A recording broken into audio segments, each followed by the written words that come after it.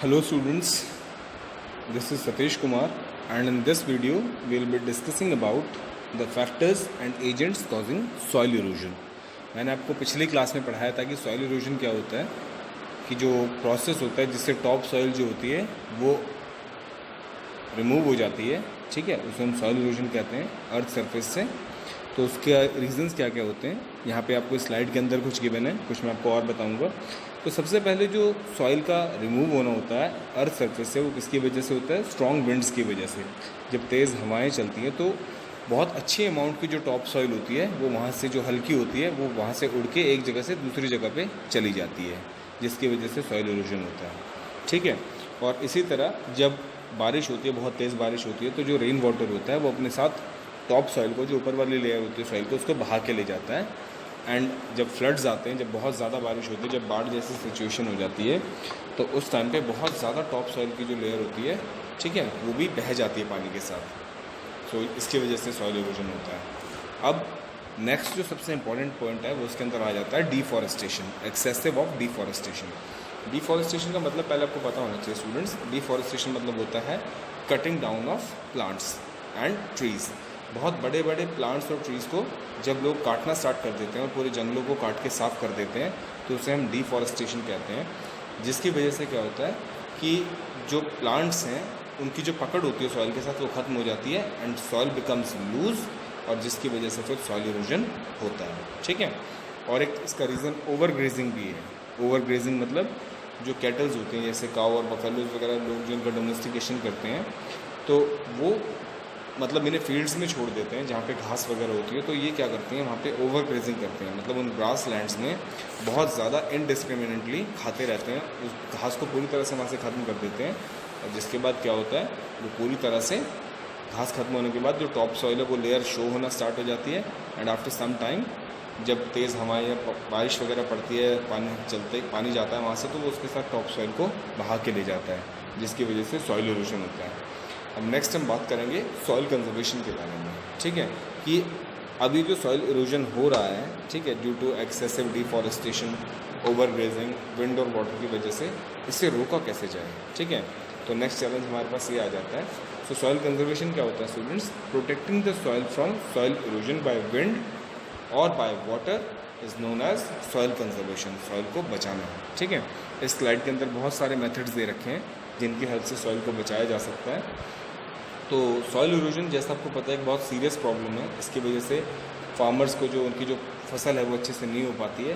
तो soil erosion को control करना एक बहुत ज़रूरी चीज़ बन चुकी है, क्योंकि आपको पता है कि हमारा जो इंडिया है यहाँ पे सब जगह प्लेन्स तो है नहीं, कहीं पे माउंटेन्स हैं और कहीं पे ग्रास फील्ड्स हैं, कहीं पे प्लेन फील्ड्स हैं, कहीं पे हिल स्लोप्स हैं।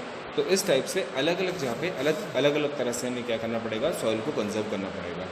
तो सबसे पहले अगर हम प्लेन फील्ड्स की बात करते हैं, प्लेन फील्ड्स मतलब जो प्लेन एरियाज़ हैं, तो वहाँ पे हम सॉइल को इरोजन होने से कैसे बचा सकते हैं, सॉइल इरोजन कैसे बचा सकते हैं, बाय ग्रोइंग ग्रास, ठीक है। हम उन जितने भी खाली फील्ड्स पड़े हैं अगर हम वहाँ पे ग्रास उगा देंगे सब जगह, तो क्या होगा कि जो टॉप सॉइल होगा, चाहे वो तेज़ हवा चले या बारिश वगैरह आए, कुछ भी आए, तो वो जो टॉप सॉइल है वो उसके साथ बह के नहीं जाएगा, ठीक है। और जो ग्रास होती है, क्योंकि उसके फाइब्रस रूट होते हैं, तो वो सॉइल को अच्छे से होल्ड कर लेगी वहाँ से। और दूसरा मेथड क्या है, प्लेन फील्ड्स में अगर हमें सॉइल इरोजन को रोकना है तो bye growing more plants and trees, by doing afforestation, या फिर ये भी कह सकते हैं, ठीक है। टॉप सॉइल को बचाने के लिए हमें उस पर्टिकुलर एरिया में क्या करना चाहिए, बहुत ज़्यादा प्लांट्स ग्रो करने चाहिए, ट्रीज़ लगाने चाहिए, जिसकी वजह से जो हमारी जो सॉइल है वो टाइटली होल्ड हो जाए उस पर्टिकुलर एरिया के साथ और सॉइल इरोजन ना हो। अब बात करते हैं, ये तो प्लेन्स के बारे में बात होगी, अब हम फॉरेस्ट और ग्रास लैंड्स के बारे में बात करते हैं। जो फॉरेस्ट, जो जंगल होते हैं और जो ग्रास लैंड्स होते हैं जहाँ पे घास होती है बहुत ज़्यादा, तो वहाँ पे हमें ओवर ग्रेजिंग को रोकना पड़ेगा। ओवर ग्रेजिंग अगर रुक जाएगी तो सॉइल अपने आप ही कंजर्व होना स्टार्ट हो जाएगी, सॉइल इरोजन नहीं होगा। जो कैटल्स वगैरह जो होते हैं, जो जानवर होते हैं, उनको बिल्कुल फ्री नहीं करना चाहिए कि so that they can finish all the grass over there. Next, in crop fields और एग्रीकल्चरल लैंड्स, जैसे मान लो कहीं पे अगर क्रॉप फील्ड्स हैं जहाँ पे जो फार्मर्स खेती करते हैं उनको एग्रीकल्चरल लैंड्स कहते हैं, तो वहाँ पे सॉइल इरोजन को हम कैसे रोक सकते हैं। सो soil erosion can be prevented by making high boundaries of mud in the form of बंड्स, ठीक है। हम क्या कर सकते हैं कि जहाँ पर जिस फील्ड में से हमें लग रहा है कि हमारी सॉइल इरोजन ना हो, तो उसके चारों तरफ हमें मड से क्या बनाने पड़ेंगी, बाउंड्रीज बनानी पड़ेंगी, ठीक है, ताकि जब तेज़ हवाएं चलें तो वो जो सॉइल की टॉप लेयर है उसको उड़ा के अपने साथ ना ले जाएं। And big farms can be divided into small field areas with boundaries. और जैसे बड़े बड़े फार्म्स होते हैं उनको छोटे छोटे फील्ड्स में हमें कन्वर्ट कर लेना चाहिए और उनकी बाउंड्रीज बना लेनी चाहिए, ठीक है, ताकि सॉइल का इरोशन ना हो, जो टॉप सॉइल है वो बर्बाद ना हो, उड़ के इधर उधर ना जाए। अब हम बात करते हैं हिल स्लोप्स के बारे में। जैसे मान लो कोई हिली एरिया है और वहाँ पे हमें सॉइल इरोजन को होने से रोकना है, तो उसे हम वहाँ पे कैसे रोक सकते हैं। तो स्टूडेंट्स, हिली एरियाज़ में क्या होता है, आपको पता है कि रेनफॉल की वजह से बहुत क्विकली ऊपर से नीचे की तरफ पूरी की पूरी सॉइल आ जाती है, तो जो वाटर फ्लो होता है वो ऊपर से नीचे की तरफ होता है, तो इसी के साथ साथ वो अपने टॉप सॉइल को भी ले आता है। सो इस चीज़ को अवॉइड करने के लिए जो सॉइल इरोजन होता है, जो एक तरीका होता है जो हिल एरियाज़ में यूज़ कर सकते हैं, उसे हम टेरेस फार्मिंग बोलते हैं। जो यहाँ पे बिल्कुल सेंटर में आपको दिया हुआ है, स्लाइड के अंदर आप देख सकते हैं टेरेसिंग लिखा हुआ है। तो टेरेस फार्मिंग से क्या होता है, जो फ्लो होता है वाटर का वो स्लो डाउन हो जाता है, and plantation of such steps will drastically reduce the soil erosion. और टेरेस फार्मिंग करने से क्या होता है, सॉइल इरोजन बहुत हद तक कम हो जाता है। And this method of farming which prevents soil erosion is known as terrace farming. और इस टाइप से जब सॉइल इरोजन को होने से रोका जाता है किसी पहाड़ी एरिया में, जहाँ पे इस टाइप से आपके जो अनइवन तरीके से नीचे से ऊपर इस टाइप से मिट्टी की जो लेयर्स होती हैं, तो इसको हम टेरेस फार्मिंग बोलते हैं, ठीक है। ये सेंटर में आपकी गिवन है और बुक में पेज नंबर 87 पे भी गिवन है आपकी। अब सबसे लास्ट मेथड आ जाता है ऑन फील्ड्स नियर रिवर्स। अगर मान लो आपके जो फील्ड्स हैं वो रिवर्स के आसपास हैं, तो ऑब्वियस है कि जो पानी है वो आपके फील्ड के आसपास से गुजरेगा, तो बहुत सारी मिट्टी को अपने साथ लेके जा सकता है।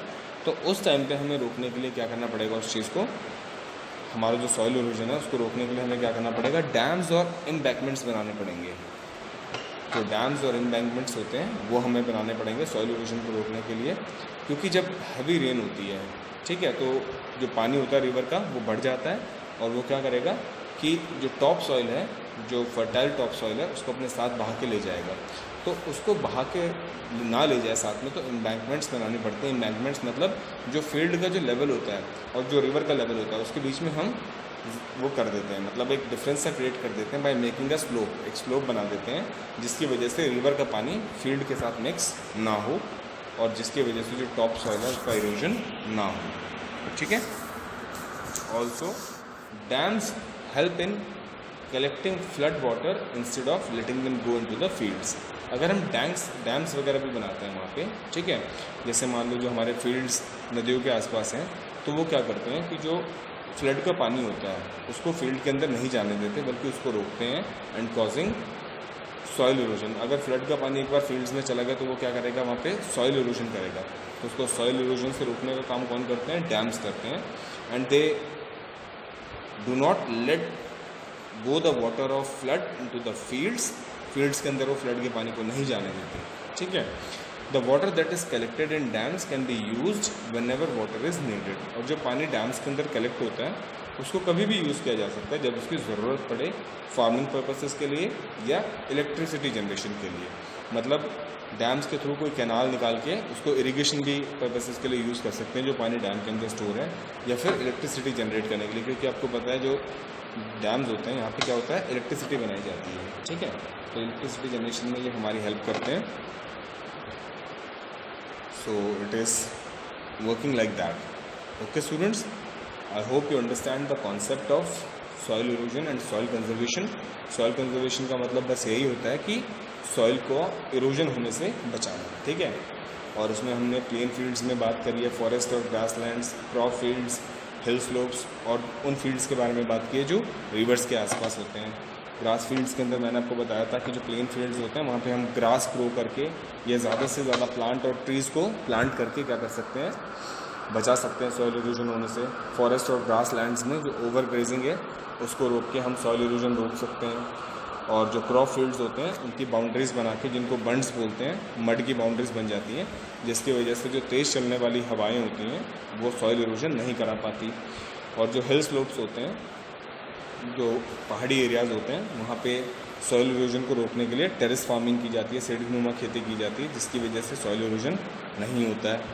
और जो फील्ड्स और जो खेत हमारे नदियों के आसपास होते हैं उनमें हम क्या करते हैं, एम्बैंकमेंट बनाते हैं, मतलब एक गैप, एक स्लोप टाइप बना देते हैं कि जो रिवर का पानी है वो फील्ड्स के साथ मिक्स ना हो पाए, और डैम्स बना देते हैं जिनके अंदर पानी को कलेक्ट किया जा सके। I hope students you understand this concept. Thank you very much for listening so far.